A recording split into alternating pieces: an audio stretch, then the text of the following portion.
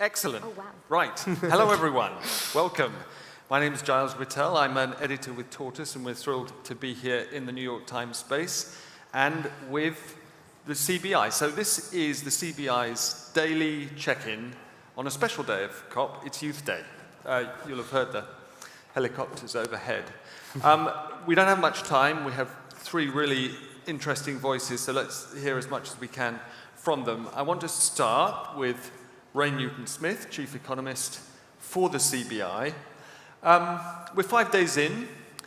Today's Youth Day, but we've also had Finance Day, yesterday Energy Day. Give us your general sit-rep, but perhaps with particular emphasis on some of the money numbers that have been floated for how we pay for the energy transition and what it costs.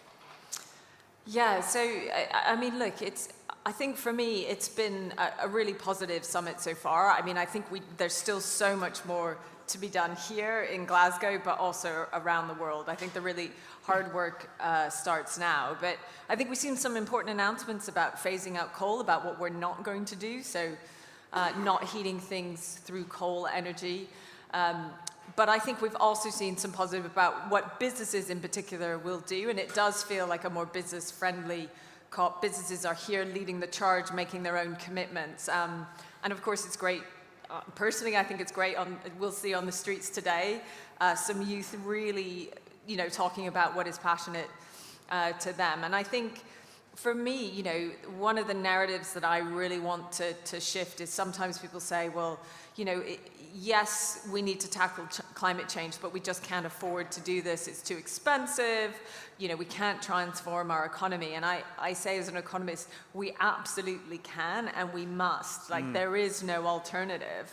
And, you can't just look at the costs of the investments we need to do without considering the costs of if we don't do this. I mean, we only need to see some of the devastation we've seen across the planet in the last few years, both in developed and developing countries, to know that we really do need to act. And, even if you look at the cold, hard numbers in a UK context, if we did all the investment we needed to transform the UK economy, that might add, and we did it now, that might add around 20% to our overall level of GDP. Now, that is less than we added over the course of the pandemic.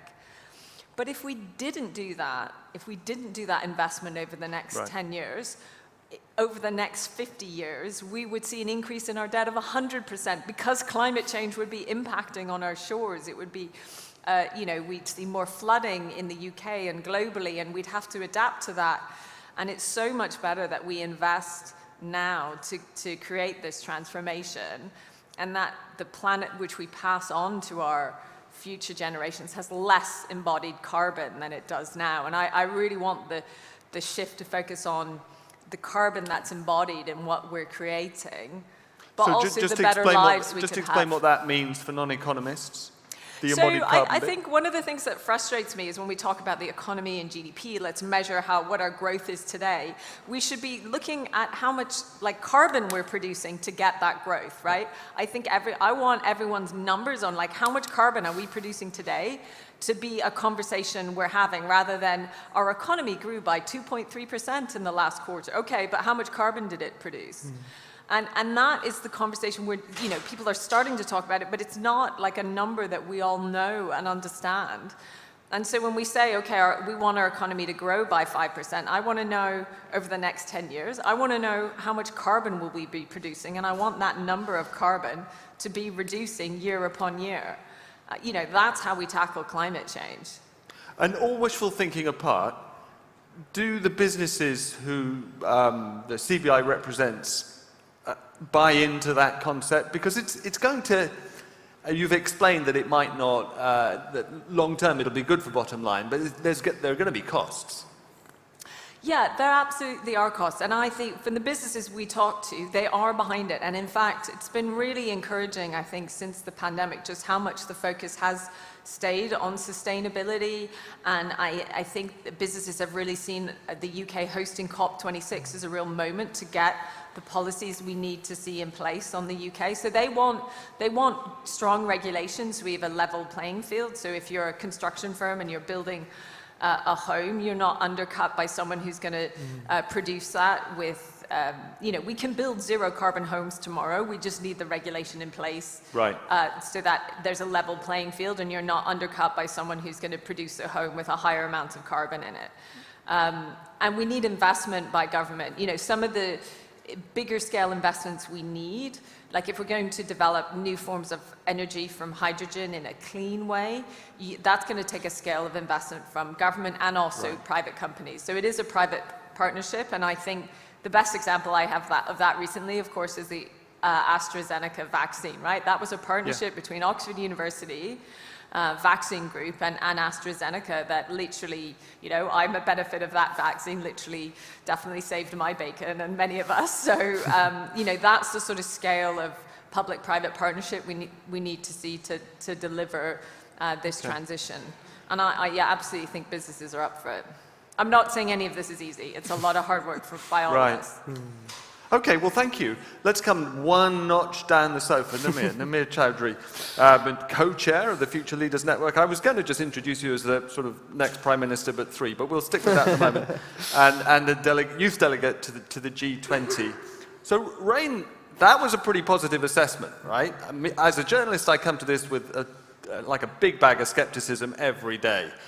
Do you share that broadly positive response to week one of COP? And then segue, if you will, into the question of how youth can exert pressure on business and government to sort of turn words into action. Big question, right? Am I allowed to say no? No, I think you're right too. I think there is this optimism. I think this summit in particular has faced a lot of scrutiny. It's been highlighted a lot. It's been waited for by 2 years. But in many ways, it's seen as a real cornerstone in terms of what climate can do and how it can change the world over the next 20, 30, and even beyond. So I think there is this renewed optimism because conversations are actually happening. So I think many of conferences like this, many summits like this, a lot of the discussions happen beforehand, and this is seen as the formality, the ceremonial situation, whereas the consensus on the ground here is the discussions are happening in these 2 weeks. Negotiators are making changes as we speak, frantically writing. And so it's partly a case that they've got to happen now because they didn't happen before. You can interpret that as you will, but I think there's an element to that. I think you're absolutely right. I think, and also there tends to be a commonality between climate negotiators particularly, where there is this shared passion and there is this shared universality in terms of what this issue really is. And I think a lot is changing. You know, a lot of things have been highlighted, a lot of things have been mentioned, and people are really focusing on this summit. And I think, obviously, Paris is a huge moment, we all know that, and that's very much one of the benchmarks of climate policy forever. And I think this COP in particular will be used to evaluate the progress since then. And I think these two together will really form how we think we're progressing as a society towards what climate can look like. So I think there is this optimism around what this summit can be. I think there is this expectation around what this summit should be.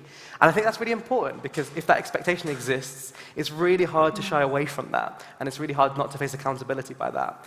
And I think what's going to be really interesting to come out of this is not just the big targets, which are around, you know, when are you going to be net zero and so on, but the interim targets, because that's a lot easier to hold to account, because next year you can turn around and say, what have you done in a year's time? You know, forget about 2050, what's happening in 2022? So I do share your optimism, and I'm quite excited about what this could really lead to.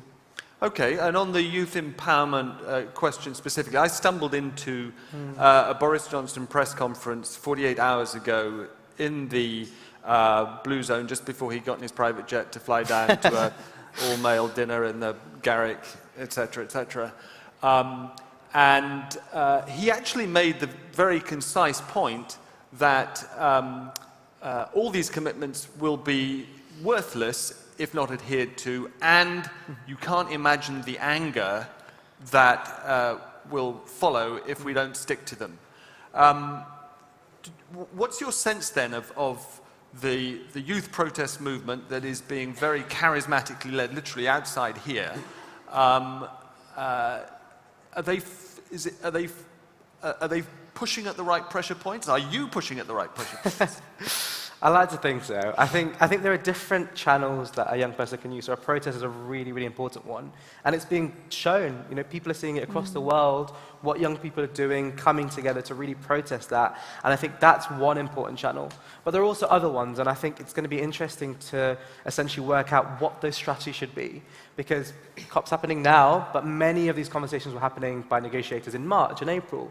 So what young people are trying to figure out are, like you say, what are those pressure points? What are the strategic places where we can input and we can consult? Because we want to be a part of that and we want to demonstrate that voice. But I think it's really easy to kind of isolate young people's voices from everyone else. And I think that's not really the right way to do it, because it's not a separate voice. It is part of this whole intergenerational spectrum. And it's actually, how does the young voice lead into everything else? And what are the overlaps? So we conducted a really big research exercise, and we spoke to young people across the country to find out what they care about. And one of the big things that came out from a climate side was biodiversity and pollution. And interestingly, that's one of the biggest priorities of the UK government. So there's a huge overlap there. Right. So it's less so about what the youth voice is, but actually, what is the youth voice in relation to the overarching priorities? So that's another channel, actually consulting and bringing those voices in to decision-making processes. But at the end of the day, young people are doing a lot. We are trying our best to be heard in this protest. We have come together from all across the country, all across the world. Now, I guess it's up to governments, it's up to civil society, it's up to civil servants and other agents to say, okay, what is the channel for us to bring you in? So we're trying our bit. I guess now it's the onus and impetus to make sure that the right channels are hearing that. So it really is a shared responsibility. Right. Evie Aspinall, you are the head delegate to the G7 Youth Summit. And we were talking just before we came up here about, I'm talking out of turn here, probably betraying your professional secrets, but you were admitted, found yourself in Joe Biden's lodge in Corbis Bay at the time of the G7, right? And you actually had a sit-down meeting with Boris Johnson. And I think that points really sort of directly at this inside-outside question. I'm sure in the end the answer is we need and everything, but you have this privileged position of an audience with a traditional power broker. What's your feeling as to whether that in the end is more useful than street protest? What's the balance? I think I'm going to have an inevitably cop-out answer and say a bit of both. I think, especially for me, so I was really privileged with a lot of opportunities during the G7, and one of them was I spoke to the G7 Sherpas, and I presented to them on what young people thought. And there was a comment by one who I will not name, which specifically said, oh, it's really great to hear from civil society and young people. It's really important to our legitimacy.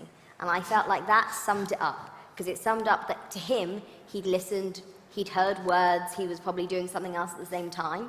And at the end of it, it made him look better if they were seen to consult. And I think there's a genuine danger for young people that when we're in the room, we're not actually listened to, that there are words that they hear, but they don't take it on board. But he actually said this to you. Yeah, it's he important said it, for our legitimacy. It was the thing you're not supposed to say, and then he said it out loud. And I was like, oh, that's really awkward. Did he stop himself and say, oops, I didn't mean to be quite so horrendously condescending? No, he didn't. And the others were really good, and we did have some really important tangible impacts. So things like, we were talking about mental health, which is a big priority for young people. We managed to get that in the G7 communique as a result of campaigning that we'd done. So that was really important, and there are opportunities to use that, but you have to be so careful that the moment you're in the room, you're not just being co-opted. And even Greta, who is an absolute superstar, even her language, you hear Boris Johnson now saying blah, blah, blah in his speech the other day, he's starting to say the words that she's saying, but the moment he says them, he's diluting them, he's saying them in a way that's oh, we also care about climate change, but we're not going to do the 10 steps that we should do to actually make the change. So it's all, I think there's a danger at the moment that young people, that we contribute to this sort of greenwashing where everyone is kind of cool, all of governments kind of broadly agree we should talk about climate change and it matters, but there's less consensus on the actual drastic change that young people want to see happening. And that's why you then need the protest as well to say, cool, you're talking about it, but you're not doing enough, and we're going to shout about it until you do more. Yeah. I heard him say that, sort of co-opt the blah, blah, blah. And actually, I think you could argue that it was a fairly meaningful, powerful endorsement. I take your point about dilution, but it's it almost felt as if you were saying, you know what, fair enough. You win that rhetorical round, and I'm going to get on board. And that's the thing, I think young people are winning the rhetorical round. I think that's the bit we've won. We've got people saying, yeah, we probably should care about climate change, but it's going beyond that. Like, the government wants to be seen as this big climate leader. It's plastering its face on the image of a climate leader, but is it doing the stuff underneath it that we want to see done? Right. That's more in doubt, I'd say. Thank you. Okay, so we talked a bit about how youth can exert pressure, and I'm sorry, I shouldn't, I take your point about we don't, it's not a binary distinction between youth and the rest. Pressure, nonetheless, on policymakers. We're very lucky to be joined by Natalie Campbell, Co-Chief Executive of Belu Water, a business with purpose. So let's talk a bit, Natalie, about how you feel it's part of your job in business to respond to this movement. Okay, let's take it as a given that this year, one thing that's changed since previous COPs is the strength of feeling, right? On the streets, in Namir and Evie's generation, but across the board. How are you responding to that? Wait a second, do we need to unmute? Oh, okay. Can we crank up the sound a bit?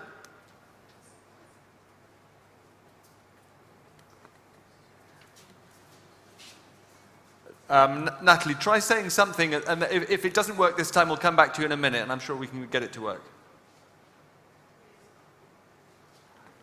I'm really sorry. We'll come back to you because business is a huge part of this, because this is the CBI. Okay, Rain.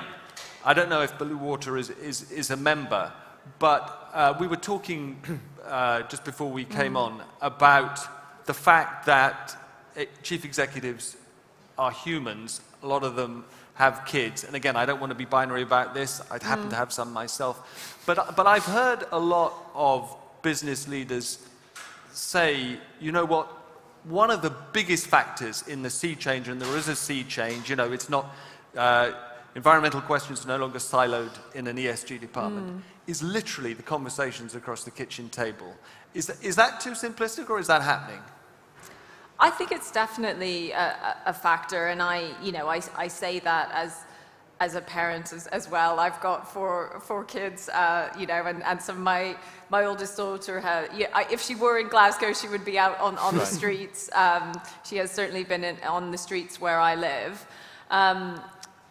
But so I think those conversations with children, with future leaders, and does help to drive people forward. But I think it also comes from within for so many businesses. And you can look at the motivation. Yes, it comes from consumers. I do think the choices we all make as an individual, like, don't underestimate the power of the choices that we make in our daily lives have on the wider economy.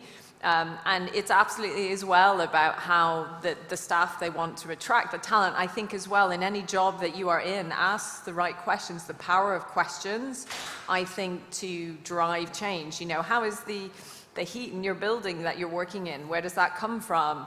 What kind of, recycling is one area. I think probably ask the bigger questions about, where, if you are old enough or privileged enough to have a pension, where does that money go? Where is it invested in? I think the power of those questions is really important. And I think, within businesses, those questions are being asked. And so I think that does drive a real change. But I think it's also, even from a commercial opportunity, I think as we sort of summed it up, the cost of not acting is now so much higher than the cost of acting. We need, I think Mark Carney at the Bank of England, and he said this when he was governor of the Bank of England, net zero is now the law in the UK and in so many countries now around the world. If businesses that adapt to that change will be rewarded handsomely, and it shouldn't just be about that. If it's not financial reward, it's that wider reward. But those who don't will cease to exist, right? Like, if you are producing a huge amount of carbon in 2050, your business model doesn't fit with the law of the land. And so I think that mental shift of that this is what we need and must do, and what will make our businesses ultimately successful over the longer term. is a motivation. But of course, it's only emboldened by really thinking deeply about this and what planet are we going to leave for future generations. Right. I think, all of us as human beings, that has to appeal to us. But I think it's fair to say, isn't it, that one of the things that's happening now is we're redefining what the bottom line is. Yes, there are hard, cold economic arguments for leaning into the whole climate issue and being, but it's more complicated than simple profit and loss. And I'd like to hear from both of you, Namir and Evie. Do you believe that business generally is changing the way it looks at profit and loss, at the bottom line? And then, assuming we can get sound back with Natalie, that's really a question that I'd like to bring to you too. Namir, go first. Yeah, absolutely. I mean, it's not enough anymore to just look at the profit-loss margin. So historically, we've always had a conception of unrestrained growth. Just be as big as possible. Yeah. Focus. Your only goal as a business should be around shareholder primacy. How do you generate as much of a benefit as your owners as possible? But that's just not sufficient. It's not acceptable anymore. It's very much moving towards this idea of stakeholder primacy, because we're living in a world where businesses have impact everywhere, especially if you look at their supply chains and the way that they actually communicate with their consumers and their customers. It's a global impact, and that means it has a global externality process. So actually you have to care about other things. So it's not only unrestrained growth, but it's more about sustainable growth. How do you create a business model that still inevitably will generate a profit? That's the whole point of it. But also, how are you looking at other elements of that? And I think that's really, really important. But I think businesses are also looking towards governments to help shape that and help guide that. A lot of that is around regulation, constant looking for more guidance and support there, which is really encouraging in some ways. We're seeing more and more disclosures and more mandatory ways to demonstrate that's happening. So there's the big thing of the last few years, which has been the Task Force for Climate-Related Disclosures, TCFD, mandating really large companies to show how they're actually taking into account climate risk and what they're doing about it. Because, just as you said, Rain, if they don't take into account that, they will become obsolete and they'll become irrelevant, and that's just not an option. So we are seeing businesses change the way they look at themselves and the way they look at their competitors and the way they want to function, which I think is really important. But there is inevitably a long way to go to make that happen more so. But yeah, I mean, that's quite exciting. But I guess it's got to be this dual relationship, because a company on its own can't do enough. And it's really scary to be a first mover. They're constantly looking around to see who else is moving. And I think that's where governments play a key role. And that's where people like Mark Carney and speeches made earlier this week really help shape that. So I think that's how I'm going to see businesses change. Natalie, are you waving to say you have to go, or let's try again? Yeah. No? Yeah? Yes. Yeah, yes, great. Yes, great. Yes. Amazing. Natalie, tell us how you're redefining the bottom line. Yeah, so I've been sitting here effervescing. All businesses are not made equal. That's the first thing I should say. There are a group of social entrepreneurs, businesses with purpose, that have been talking about doing things differently for 10, 15, 20 years. So for me at Belu Water, our business articles are not to achieve shareholder gain, they are to achieve SDGs 6, 12 and 13. That's what I'm performance managed against. So ultimately, if I am doing more through Belu to ensure people have access to clean water, to ensure that we aren't over-consuming, to ensure that we are tackling climate action, that is what my board are performance managing me against. I think it's also really important to say that there is a long tail here. I think a lot of the conversation has focused on big business, rightly so. From an emissions perspective, they have a large impact. But in the UK, small businesses make up a huge percentage of the business community. And actually what I'm seeing there is, yes, business leaders and owners are being influenced because of conversations over the kitchen table, but they're being influenced because they are deeply entrenched in the communities that they serve, and they are seeing the immediate impact of not being a responsible business. And so what I don't want is this dialogue to sort of almost sound like businesses that need to catch up and they need to wait for regulation. We can act long before regulation comes into place. We can make the changes necessary to reduce our carbon emissions, to not produce things that aren't necessary to our business bottom line. So a really good example for Belu, we do not export our water. It's ludicrous that we ship water all over the world to drink it, when actually you can switch on a tap. So Belu has said, let's look internally. Do we need to sell bottled water? Can we provide hospitality with filtered water systems to enable, whoever's dining to have a filtered water experience? And that's not the sort of thing a commercial drinks business would do, because their bottom line is so much tied into, a physical thing being put on a table. So what I'm trying to say very quickly here, because I'm conscious of time, is that there are businesses that are doing things differently. They've been doing things differently for a very long time, and they're the ones that we should be looking to lead the charge for some of the bigger businesses that say it will take until 2030, 2040, 2050. No, actually, these are changes we can make in the next 3 months, next 12 months. And once we've done so, you'll actually start to see the benefit come through the business in a much faster way. But Natalie, after 25 years in a big newspaper that never had any trouble really making payroll, I work for a startup now, and it's really hard. Don't you ever feel tension as a smaller business between ideals and paying the bills? I wouldn't join a business that made me choose between those two. I chose Belu because we give 100% of our net profits to water aid. So prior to COVID, that was £1 million a year. I mean, we could have done absolutely totally different things with that money.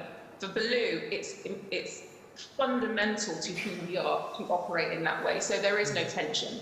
If I wanted to grow Belu to double the size, I could go into all sorts of weird and wonderful drink propositions that we just won't do. I could sell into retail.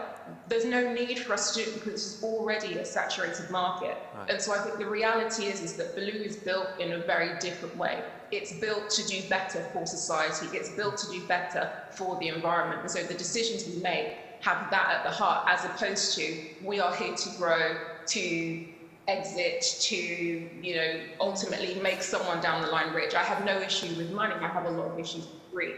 And so for me, the model is very, very different. And I've always been a purpose-led social entrepreneur. And so the businesses that I start have to impact people on the planet first and make a tangible difference there, and make money to then drive that same cycle. And I don't think people think it's either or. I think that thinking is the reason we're in the position that we're in now. There should be a trade-off, because the reality is that there is one planet. And if you don't look after and protect it, there will be no business to run. You can't go to bed at night having all of the money, but you can go to bed at night and look outside and fresh air. That's what you should be. Natalie, thanks very much. I think probably that the sound thing might be to do with your scarf. I'm not sure. It's a lovely scarf, though. But anyway, Evie, I want to give you probably the last word. Let's take it as read that Belu is a structurally different business, but there are a lot of businesses out there in the blue zone which are old-fashioned joint stock companies with growth the primary goal, whatever they tell you. So my question is, aren't we falling, or at least at risk of falling for a whole lot of greenwash here? Yes, is the simple answer.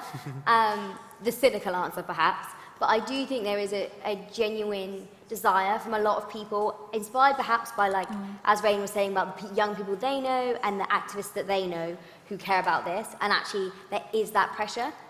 And what we need to show is that we've shown that the economic argument for businesses is increasingly to show it's good for you to do green practices. Right. We've also got arguments about, say, young people. So retention. We had a really great conversation back earlier about how young people disproportionately want jobs that are sustainable. So if you want the best talent in the future, you're going to have to be ethical businesses. And so how does that affect businesses as well? If they want to be growing, they want to be attracting the best talent, and more and more reasons. So I think collectively we need to think of the best ways to make businesses do this of their own accord in a way that isn't just greenwashing and looking good, but actually sustainable practices coming from the bottom up, where you listen to your staff, you listen to your young people, you put them in the boardroom and you listen to them. They're not just a tick box. They are there, people with legitimate voices that you listen to and respect. Thank you. We have a few more seconds. Rain, how many members of the CBI fall into the same category as Belu Water of being purpose-driven?